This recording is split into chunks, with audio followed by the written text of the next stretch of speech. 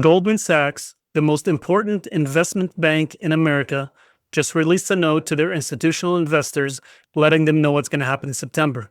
I've picked out all the parts that are important, and we're going to go through them step by step, and you won't want to miss this content.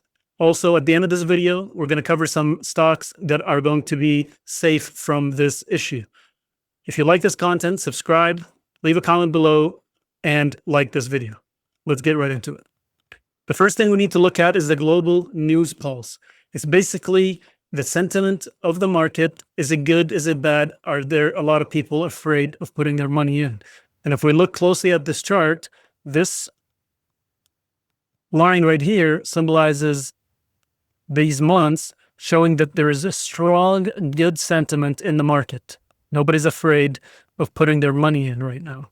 The next thing we're going to look at is the VIX, which is the fear index. Typically, when the market sentiment is good, the VIX falls. And historically, if the VIX has fallen 4 months in a row, the S&P guaranteed 100% to be higher 9 months later. According to this data that somebody's collected, you can see in the second last column, 9 months later is showing all green, which is with an average of 10.36% increase. Now, this is not future telling, but we're only going by the data going back to 1990 when this information was being collected. The next piece here is the inflow of money into ETFs. There's 3 categories: professional, retail, and corporate. So you can see on this chart, the professionals are selling. They're cashing out. The corporate people aren't doing much. And the rest of us, me and you, are buying a lot of stuff. So this means that the entire market sentiment is based off retail investors. And as I've noted there on the left, we've never seen this before. I mean, at least I have never seen this before. All of the top 200 inside trades, meaning CEOs, CFOs, and the likes, who are in those stocks, they're selling shares, not buying, which means that they're cashing out before a crash. Maybe they're buying back in. I don't know. But historically, retail investors were not this bullish. So is it going to be the same this time around? It's hard to say. Goldman Sachs noted about the retail investor inflow, saying, "We see this as the most important flow of sustaining the equity rally over the long term. It continues to show strong momentum." And that's a very good note to mention, because if they see retail investors not slowing down, that means there might not be such a big drop this time around, because a lot of things are different this time around. There's so many different events happening, and they're all intersecting at the same time. That's never happened in the past. So while historical data is great, we have to also take into account what's actually happening in the world today that might be different and can affect the outcome. The next chart we're going to look at is the SPX flow of funds. Now, this is basically a historical chart. It's an aggregate chart of all the data back to 1928, from September 1st through September 30th. And it's telling us how much money is flowing through the SPX from the start of the month to the end of the month, on average, dating back almost 100 years. So this could be considered very, very accurate. But again, there are anomalies every now and then. As you can see, there's a lot of money flowing in the first part of September. Then it starts to dip right around between the 7th and the 9th. And then we see a bit of a sideways consolidation, and people might think, oh, it's not so bad. It didn't really go down that much. I'm going to keep putting my money in. But then whoop, everything starts to slide real down real quick. And that just means that money stops flowing. So as long as there's no selling pressure, that might not really affect the stock price. And because retail investors are driving the majority of the inflow, this could mean that it's not going to be as bad as we think. So historically, when the S&P 500 closed August at an all-time high, which we did, the index has closed red for the month of September 14 out of 18 times in the past. and that's an average of 1.6% in losses. 1.6% doesn't seem that large. And there's a lot of things and a lot of stocks that exist outside of this SPX.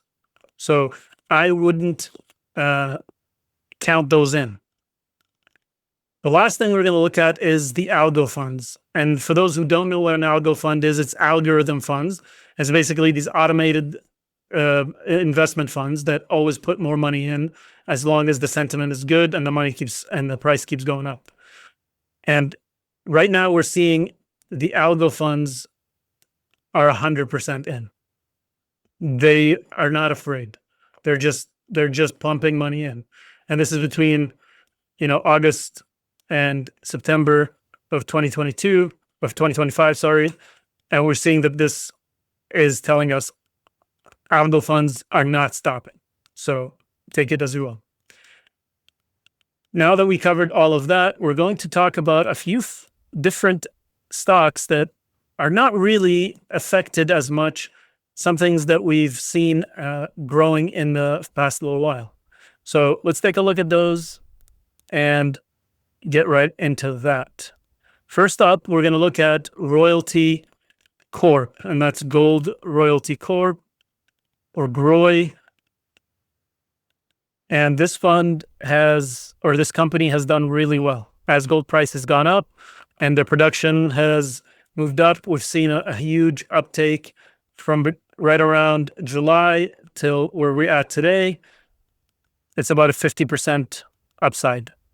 And I think that as prices continue to improve with gold, we're going to see more upside. So keep your eye on Royalty Corp.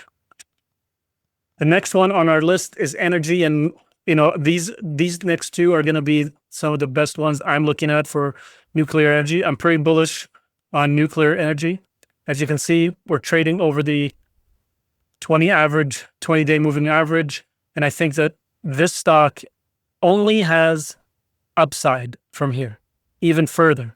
You might think, okay, it's seen a big upside since July, but there's a lot of demand for what they're doing. Also, they have a new plant that's going to be done next year. It's going to increase their output by about 83%. I'm not telling you to buy it today, but you should find a good entry point. I'm thinking a good entry point is around $10, but September is a little wonky. So do you wait till November? That's your call. Do some research on that. The next one we have is SMR, another nuclear corporation. Also very bullish on this one.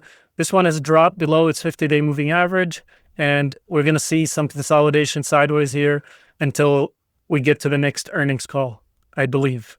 So I would really be looking at this one. This one is a little bit more raw and upcoming, so there's a lot more explosiveness that can happen with this stock versus UUU.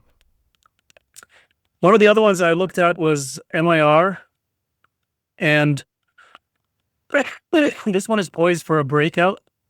As we talked about in my last video, we see some bouncing off the 20-day moving average until their earnings call, and then it dropped below that and then recovered. Even though they didn't miss their earnings call, we saw the price drop and then it recovered, and now it's kind of hovering right around the 20-day and the 50-day moving average. I'm looking for this to start moving above its 20-day moving average and through September, and then we'll see possibly a breakout. Keep that on your watch list. GEV, which is another energy company, and similarly, it's had a really good run recently, so we're going to be watching it consolidate from here till its next earnings call right around October. And then if that turns out to be good, it was good last time, then I feel like this stock has a very strong upward momentum coming. So keep an eye on those. There's a couple more on the screen there. You can take a look. Some of the stocks that we want to watch out for is the ones that are in home builders. And let me switch my screen. Home builders and interest rate sensitive stocks are going to do well. And that's because of the interest rate cuts from the Fed.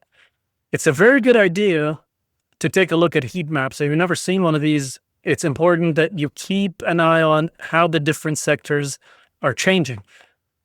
Corporate and professional investors take money and it flows between sector to sector based on historical data and how it's historically performed. Now, this is just the change in day, but if we look at the performance year to date, we can see that a lot of different sectors have done well.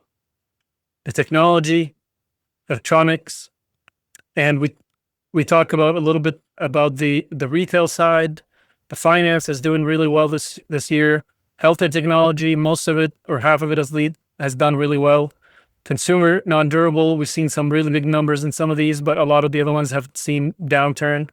Energy, and what you should do is create watch lists and continue to watch those heat maps so you can be aware of the changes in sectors based on their performance. You can also look up the sector performance and see which companies of those sectors are performing well and not. And that should give you a good idea of where you should be shifting some of your money. Most of your money should be in safe assets, and then you take profits and then you reinvest some of those into more volatile sectors. And that's basically all we got today. Make sure that you do your research and figure out what is working and what's not working, and seek some professional help if you need it. Otherwise, if you like this content and this type of video, please drop a comment below, subscribe to the channel, share it with your friends, and I'll see you in the next video.